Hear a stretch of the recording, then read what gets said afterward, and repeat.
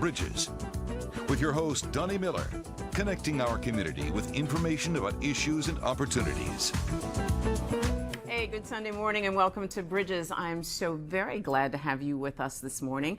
You know what we're doing right now. Actually, I told you a few weeks ago that we were going to make sure that you had an opportunity to hear from every candidate that's running for office this season. It's really important for those communities who are calling for change, for those people in Toledo who are worried about the direction of the city. This is your time to use your voice and to make a difference in government. That's how this country works, and honestly, it works if we participate. We've got for you today an extraordinarily interesting young woman. Theresa M. Gabriel has been around the city for a very long time, and on May 28th, she announced her intention to run for city council at large. For those of you who don't know her, I'd like to introduce you to Theresa Gabriel.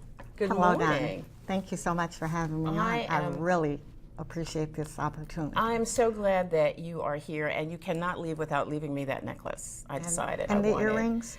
Yeah, I like the earrings, but I really right. want that necklace. All right, you can All have right. it. It's a go. So, all right, now that we've got that, Okay, got that under stuff control. out of You heard it, America. Those are mine.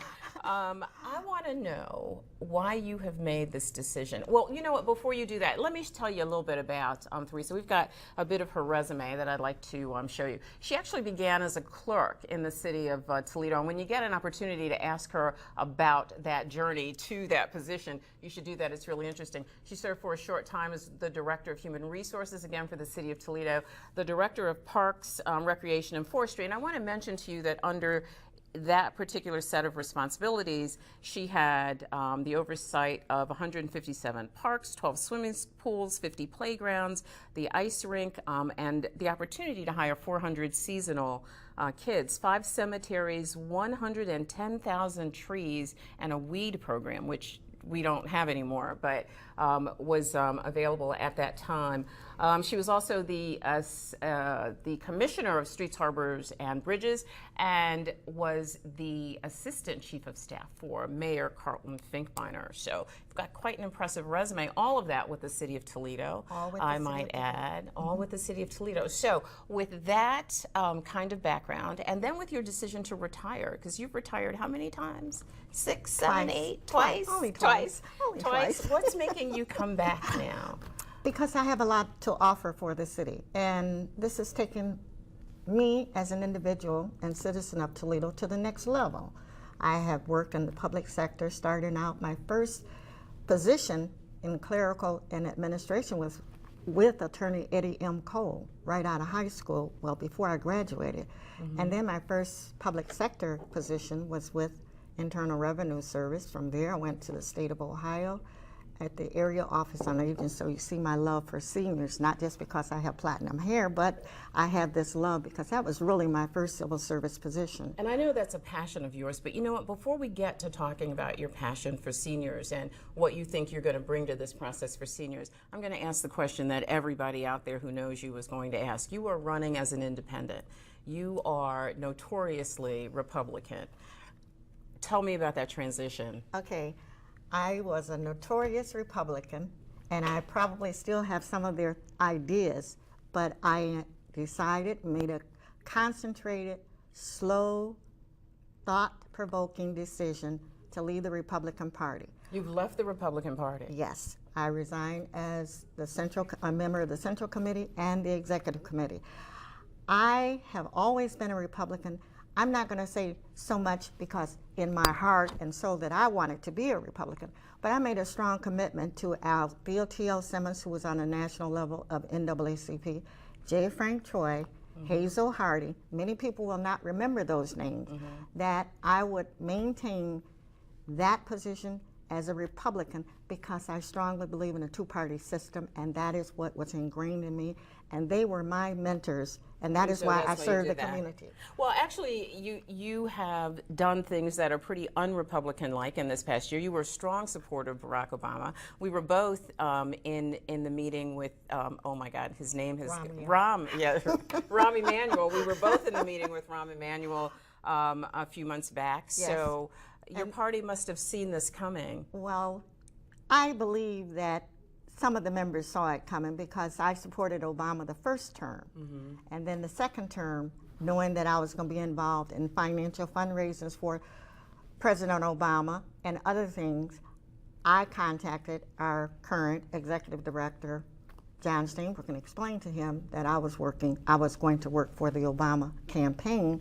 And he said to me, he says, I know it was coming. And I have all along during my entire life helped and worked and given funds to Democrats, but I maintain that Republican Party status. So the independent label fits well for you. Fits well. Fits well. So what do you think, I know as we've been talking lately, you've spoken so much about your passion for seniors and the fact that you think that there is no voice for seniors right now. My passion for seniors is personal. My mother is 96 years of age. How lucky And I you listen are. to her talk about the way things used to be, the way things are now, and they don't think about the seniors. And when I made the decision, I sat down and spoke with my family, and I said, Mom, I think I'm gonna run for council at large as an independent. And she said, praise the Lord.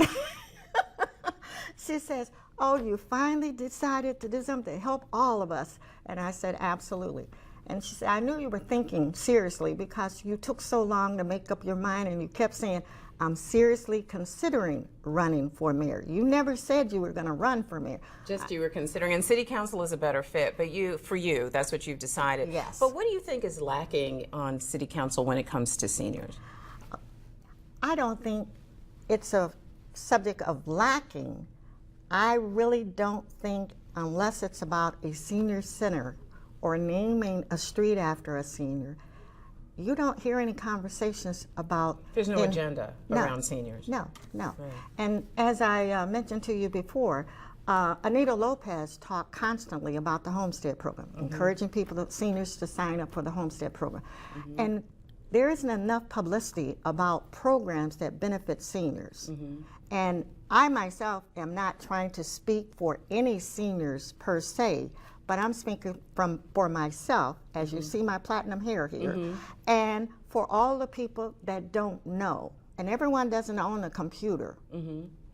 And you need to get that message out there. And they have a voice, and they need to start speaking up to someone. And I want to be that person. And you actually call it a disrespect that elected officials seem to have for seniors. A disrespect. That's pretty strong. Well, it's pretty strong because I've had so many active males, both Caucasian and Black, say, why do you want to run? You're too old. You ought to leave that position for a young person. Well, young people don't have the experience and knowledge that I have.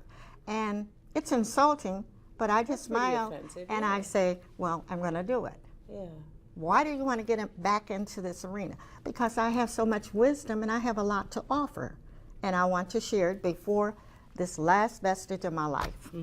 Because I don't want you talking about me after I'm gone and say she never did train anybody. She didn't mentor. Bring somebody along, which is something that you hear all the time. All the time. Who are you bringing along to fill Well, how many people are stepped up during that period of time that I was an active participating registered Republican and telling me I should have been an independent or a Democrat and what have you. So now I have made that decision, accept You're going to do that. And that's what I'm going to do. One of the things that I talk about on this show a lot and actually talk to council people a lot is that I think in the community we have a hard time understanding what council actually brings to the community. They are supposed to represent us, and I think they try. I think that we're working in a strong mayor form of government, which actually limits their ability to get some things done. But if you had to grade council on their performance on a scale of 1 to 10, what would you? 10. Yeah, what grade would you give them?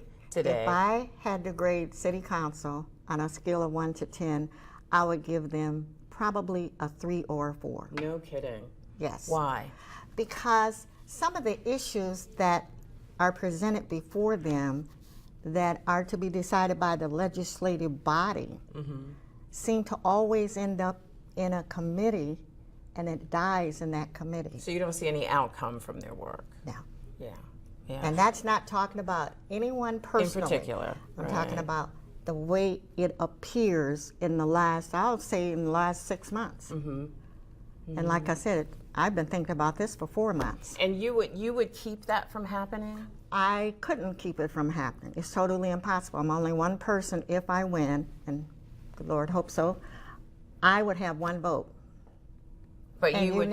you need a majority. Right. And to overturn something that the mayor has vetoed, the current mayor or whomever, I think, if I remember correctly, it takes 9 votes.